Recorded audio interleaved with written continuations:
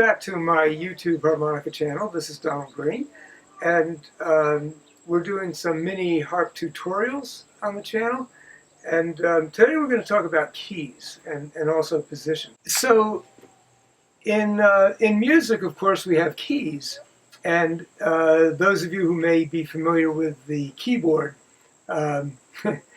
it's kind of like it's easy to visualize when you're sitting at a piano because you can see the C and the D, and etc. But really, the main purpose of the language of keys is that so musicians can communicate. So the first thing somebody will say is, "Oh, let's do that one." "Oh, okay, what key is it in?" So as many people know, you've got A, B, C, D, E, F, G are the major keys. And in harmonica, certainly you can play all of those. You can play in all of those keys.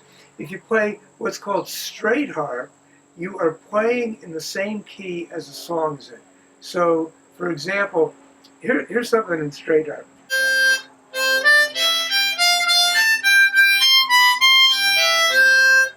That's straight harp. That's playing in the same key as the song.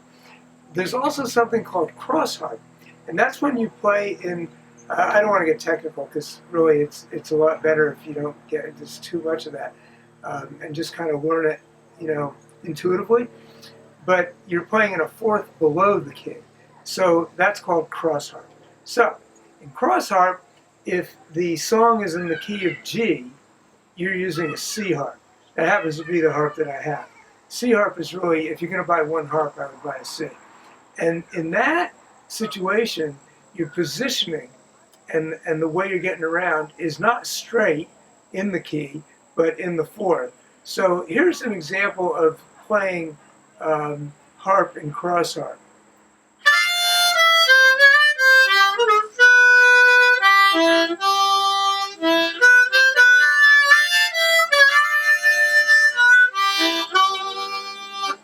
So that was a typical, little set of notes in cross harp positioning.